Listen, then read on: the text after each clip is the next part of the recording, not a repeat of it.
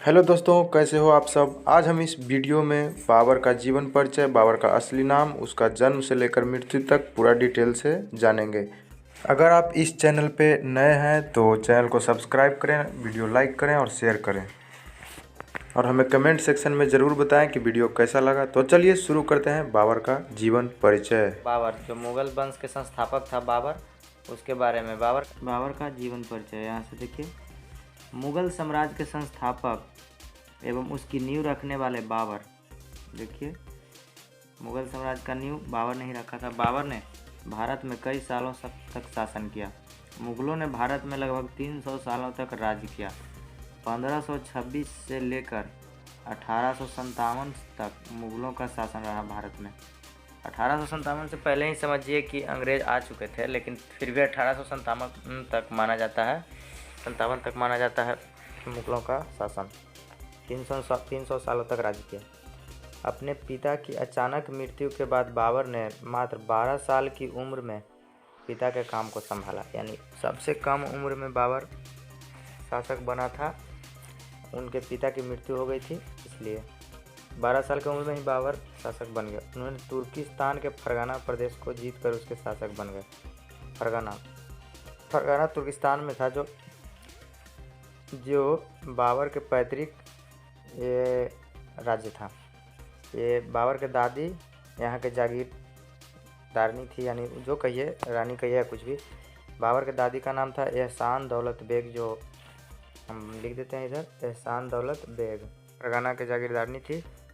और बचपन से ही बाबर बहुत महत्वाकांक्षी थे। यानी बाबर बचपन से ही महत्वाकांक्षी थे अपने विचार को लेकर। वे अपने लक्ष्य को हमेशा ध्यान में रखते थे। बाबर अपने आप को चंगेज खान के परिवार का बताते थे। चंगेज खान जो थे, चंगेज खान के बारे में हम आपको एक्सप्लेन कर देते हैं। चंगेज खान जो थे वो मंगोलियन शासक थे। चाइना के बगल में है मंगोलिया के शासक थे चंगेज खान। जो बाबर के माता थे कुतलुग निगार खान, वो इन्हीं के वंशज थे। चंगेज खान के वंशज थे बाबर के माता कुतलुग निगार खान, इसीलिए बाबर अपने आप को चंगेज खान के परिवार का बताते थे। चंगेज खान बहुत ही निर्दयी शासक था, क्रूर शासक था। वो अपने जनता और पड़ोसी राज्यों पर बहुत अत्याचार करता था। देखिए, यहाँ पे लिखा हुआ है चंगेज खान उनकी माता के साइड के वंशज थे। यानी माता जो थी चंगेज खान के वंश के ही थी उनकी माता, बाबर की माता। उसके बाद तैमूर लंग एक शासक थे ईरान के लगभग। ईरान के उधर फारस, पहले तुर्क कहा जाता था। तैमूर के राजा चुगताई तुर्क उनके पिता के वंशज थे। यानी उनके जो पिता बाबर के थे उमर शेख मिर्ज़ा जो थे वो तैमूर के वंशज के थे। यानी उनके दो, तैमूर भी बहुत ही प्रतापी शासक था। तैमूर लंग वो बहुत ही प्रतापी और बहुत ही शक्तिशाली शासक था। के खून में दो महान शासकों का खून था। देखिए, बाबर के खून में दो महान शासकों का खून था। यानी इधर चंगेज खान जो मंगोल शासक थी, उनके माता के वंशज की थी, चंगेज खान के वंशज उनके माता थी। और इधर तैमूर लंग जो उनके पिता के वंशज के थे। तो दो महान शासकों के खून था बाबर के अंदर। यही वजह है कि बाबर एक महान योद्धा था। कम उम्र में ही बाबर जंग के मैदान में उतर आए थे। यानी 12 साल, लगभग 13 साल की उम्र में ही बाबर जंग के मैदान में उतर आए थे। उन्होंने शुरुआती दिनों में बहुत युद्ध, लड़ाइयाँ, हार जीत, संधि विच्छेद देखा। बहुत ही उन्होंने शुरुआती जीवनों में लड़ाई किया, क्योंकि उन्हें शुरुआती जीवन में एक जगह, मतलब कि अस्थायी जगह उन्हें नहीं मिली। और वो उनका पूरा जीवन लगभग समझिए कि युद्ध में ही बीत गया उनका। ज़्यादा दिन तक वो नहीं रह पाए थे, वो हम आगे देखेंगे। बाबर का पूरा नाम, यानी बाबर का पूरा नाम जो था जहीरुद्दीन मोहम्मद बाबर था। बाबर का असली नाम यही था, जहीरुद्दीन मोहम्मद बाबर। बाबर का जन्म 23 फरवरी 1483 को हुआ था, 1483 को। और बाबर शासक लगभग 1494 ईस्वी में बना था। यानी 11 से 12 साल उम्र हुआ होगा, वही 11-12 साल की उम्र में बाबर शासक बना। जन्म स्थान था फरगाना घाटी, तुर्किस्तान। यही फरगाना था जो उनके अपना पैतृक राज्य था। इसी पर सबसे पहले उन्होंने आक्रमण किया था, और समरकंद पे, 2 जगहों पे। तो यहाँ से देखिए, 1494 में शासक बने बाबर। उनके माता का नाम था कुतलुग निगार खान और पिता का नाम था उमर शेख मिर्ज़ा। जो उमर शेख मिर्ज़ा तैमूर लंग के वंशज थे, ईरान के शासक, यानी तुर्क के शासक। और कुतुब निगार खान थी चंगेज खान के वंशज, ये हम पहले बता चुके हैं आपको। चंगेज खान थी मंगोलियन शासक चंगेज खान था, उसके वंशज की थी कुतुब निगार खान। अब यहाँ देखिए बाबर के पत्नियों का नाम है। यहाँ बाबर की पत्नी थी आयशा सुल्तान, जैनब सुल्तान, मासूमा सुल्तान, महम सुल्तान, गुलरुख बेगम, दिलदार, मुबारका, बेगा बेगम। बाबर के लगभग बहुत सी पत्नियां थी, 11-12 लगभग, देखेंगे बाद में। उसके बाद बेटा बेटी देखिए, बाबर के लगभग 6 पुत्र थे, 6 पुत्र जिसमें 4 इम्पोर्टेंट है, ये आपको याद रखना है।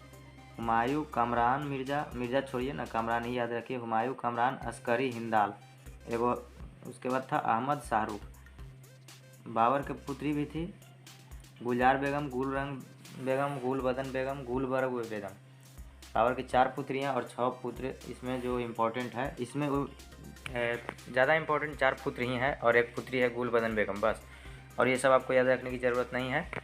तो यहाँ हम देखेंगे, इसे याद करने की ट्रिक हम बता देते हैं आपको। कहाँ ए हुमायूं, इसमें देखिए क से हो गया कामरान, हाँ से हिंदाल, ए से अस्करी, हुमायूं से हुमायूं हो गया। आप इसे याद रख सकते हैं इस ट्रिक से चारों को। इसके बाद हम देखते हैं आगे। देखिए बाबर की मृत्यु हुई 26 दिसंबर 1530 को आगरा में।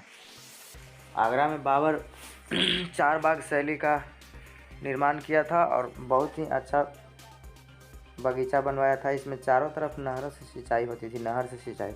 इसी में बाबर को दफनाया गया था। बाद में अकबर जब आया तो अकबर बाबर के मकबरे को आगरा से अफ़गानिस्तान शिफ्ट करवा दिया। ये हम अकबर जब पढ़ेंगे तो आपको बताएंगे, अकबर के बारे में जब हम एक्सप्लेन करेंगे वीडियो में तो बताएंगे आपको। अकबर पर अपने परिवार की जिम्मेदारी बहुत कम उम्र में ही आ गई थी, यानी 11-12 साल। अपने पैतृक स्थान देखिए आ गया, फरगाना पैतृक स्थान था उसका। अपने पैतृक स्थान फरगाना को वो जीत तो गए, लेकिन ज़्यादा दिन तक वहाँ राज नहीं कर पाए। और ये समरकंद को भी जीत गए, लेकिन समरकंद पर भी वो ज़्यादा दिन तक राज नहीं कर पाए। लगभग 8 महीने में ही ये फरगाना और समरकंद को छोड़ना पड़ा था इनको, क्योंकि वहाँ पे नहीं चल पाया ज़्यादा दिन तक अधिकार।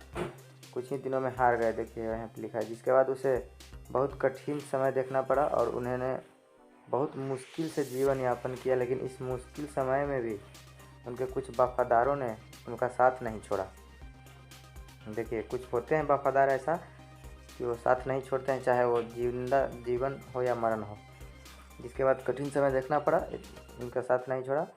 कुछ सालों बाद जब बाबर के दुश्मन एक दूसरे से दुश्मनी निभा रहे थे, यानी दुश्मन से दुश्मन लड़ रहे थे, जो इनके दुश्मन थे वो अपने दुश्मन से लड़ रहे थे, तो बाबर ने उसका फ़ायदा उठाया। यही देखिए इतिहास से हम लोगों को यही सीखने को मिलता है, जब दुश्मन को दुश्मन से लड़ा दो, उसके बाद बीच में कूद जाओ। जब दोनों कमज़ोर हो जाएंगे उसके बाद जिस पे अटैक करोगे तुम्हारी जीत होगी। ये बात तो एकदम सटीक है। तो जब 1502 में अफ़गानिस्तान के काबुल को जीत लिए, बाबर अफ़गानिस्तान में काबुल और गजनी पर भी आक्रमण किए थे और गजनी को भी जीते थे। काबुल को 1502 में उन्होंने जीत लिया।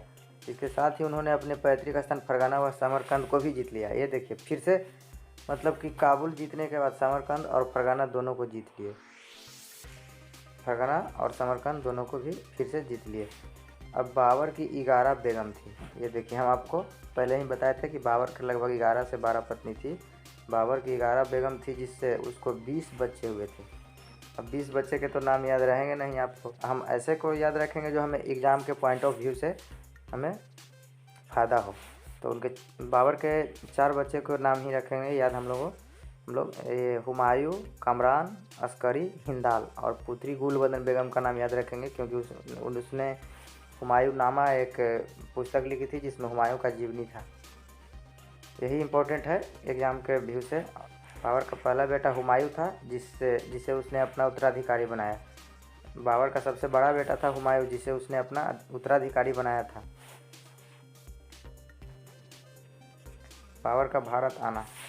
अब देखिए बाबर का भारत आना, मध्य एशिया में जब बाबर अपना साम्राज्य नहीं फैला पाया, यानी मध्य एशिया में आता है अफ़गानिस्तान, जो है एशिया का हट कहा जाता है। अब उधर मध्य एशिया में बाबर का नहीं चला तो भारत पे नज़र गड़ाने लगा, भारत में साम्राज्य फैलाने का कोशिश करने लगा और वो भारत के ऊपर आक्रमण करने लगा। उस समय दिल्ली के सुल्तान बहुत सी लड़ाइयाँ हार रहे थे, जिस वजह से विघटन की स्थिति उत्पन्न हो गई थी। भारत के उत्तरी क्षेत्र में कुछ प्रदेश अफगान और राजपूत के अंदर थे। यानी भारत के जो उत्तर भारत का क्षेत्र था उसका कुछ प्रदेश अफगान और राजपूत के अंदर थे। अफगान शासक पहले ही अफगानी शासक जो थे वो आक्रमण कब्जा कर चुके थे भारत पे उत्तरी क्षेत्र में, और राजपूत शासक जो थे वो तो यहीं के थे, वो भी थे, लेकिन इन्हीं के आसपास के क्षेत्र स्वतंत्र थे जो अफगानी व राजपूतों के क्षेत्र में नहीं आते थे। इब्राहिम लोदी, देखिए ये हो गया मेन पॉइंट। इब्राहिम लोदी जो दिल्ली का सुल्तान था एवं एक सक्षम शासक नहीं था। पंजाब के गवर्नर दौलत खान लोदी और इब्राहिम लोदी के काम से बहुत असंतुष्ट था। दौलत खान लोदी जो था इब्राहिम लोदी के ही परिवार के थे, जो इनके काम से असंतुष्ट था। इब्राहिम के अंकल यानी चाचा आलम खान लोदी थे। आलम खान लोदी और ये दौलत खान लोदी दोनों ने बाबर को निमंत्रण दिया था कि आइए और जीतिए दिल्ली को और हमें सौंपिए और जाइए, लेकिन बाबर कहाँ ऐसा करने वाला था। बाबर जब पानीपत का युद्ध में दिल्ली को जीता तो जाने से मना कर दिया, छोड़ने से मना कर दिया, और उसके बाद फिर खानवा का युद्ध हो गया। यही कारण था। ये लोग चाहते थे आलम खान लोदी और दौलत खान लोदी की बाबर आए और ये इब्राहिम लोदी को पराजित करे और ये सारा राजपट हमें देकर बाबर चले जाए और उसे कुछ धन दे देंगे हम। लेकिन ऐसा बाबर तो होने नहीं दिया। बाबर जब आया तो पानीपत का प्रथम युद्ध में जीता। उसके बाद फिर उसने ऐलान कर दिया कि हम भारत में ही रहेंगे। तो उसके बाद खानवा का युद्ध हो गया। ये सब हम आगे देखेंगे। इसके बाद हम देख लेते हैं कि बाबर की मृत्यु कैसे हुई। चलिए देख लेते हैं बाबर की मृत्यु। मरने से पहले बाबर पंजाब, दिल्ली और बिहार जीत चुका था। बिहार पे भी बाबर मरने से पहले मतलब 26 में बाबर आया और 30 होते होते समझिए कि उत्तर भारत का पूरा हिस्सा जीत चुका था। मरने से पहले उसने खुद की किताब भी लिखी थी जिसमें उसके बारे में हर छोटी बड़ी बात थी। बाबर का बेटा हुमायूं था। कहते हैं जब वो 22 वर्ष का था तब एक भयानक बीमारी ने उसे घेर लिया था। ये सब देखिए याद करने के लिए नहीं है, एग्जाम में ऐसा ये सब पूछा नहीं जाता, लेकिन फिर भी हम लोग देख लेते हैं। एक भयानक बीमारी से उसे घेर लिया था। बड़े से बड़े वैद्य हकीम उसकी बीमारी को ठीक नहीं कर पा रहे थे। सबका कहना था अब भगवान ही कुछ कर सकते हैं। बाबर हुमायूं को बहुत चाहते थे। वह अपने उत्तराधिकारी को ऐसे मरते नहीं देख पा रहे थे। देखिए हुमायूं जो थे बाबर का उत्तराधिकारी था। हुमायूं प्रथम पुत्र था, इसलिए बाबर ने हुमायूं को उत्तराधिकारी बनाया था। बाबर ने एक दिन हुमायूं के पास जाकर भगवान से प्रार्थना किया कि वो चाहे मेरी जान ले लेकिन हुमायूं को ठीक कर दे। उसी दिन से हुमायूं ठीक होने लगा और बाबर का तबीयत खराब होने लगा और बाबर का किसी युद्ध में नहीं बल्कि स्वतः ही मृत्यु हो गई। 1530 ईस्वी में बाबर की मृत्यु हो गई और बाबर का मकबरा आगरा में बनाया गया, दफनाया गया आगरा में दफनाया गया। उसके बाद जब अकबर आया तो फिर अफगानिस्तान में बाबर के मकबरा को शिफ्ट कर दिया गया। बाबर का अगर एग्जाम में पूछेगा कि बाबर का मकबरा वर्तमान मकबरा कहाँ है तो अफगानिस्तान में, और अगर ऐसे पूछेगा कि बाबर का पहला मकबरा कहाँ था तो ये आगरा में था, और दूसरा मतलब अभी वर्तमान में अफगानिस्तान में है, उससे पहले आगरा में था। अकबर ने अफगानिस्तान में शिफ्ट करवाया था। तो चलिए बाबर को यहीं पे हम समाप्त करते हैं और आगे देखेंगे अगले वीडियो में। और अगर वीडियो अच्छा लगा हो तो लाइक कर दीजिएगा। हम इसी तरह के जीएस तथा मैथ अपने चैनल पे लाते रहते हैं जिसमें एनसीईआरटी के मैथ के क्वेश्चन को हम सोल्व करते हैं, और आपको जिस भी क्लास का यानी 9th 10th 11th 12th ये सब का एनसीईआरटी का कोई भी चैप्टर से कोई भी क्वेश्चन आपको दिक्कत हो रहा है बनाने में तो हमें अपना कमेंट में हमें बताएं। उस क्वेश्चन को हम वीडियो में ज़रूर लाएंगे। वीडियो देखने के लिए धन्यवाद।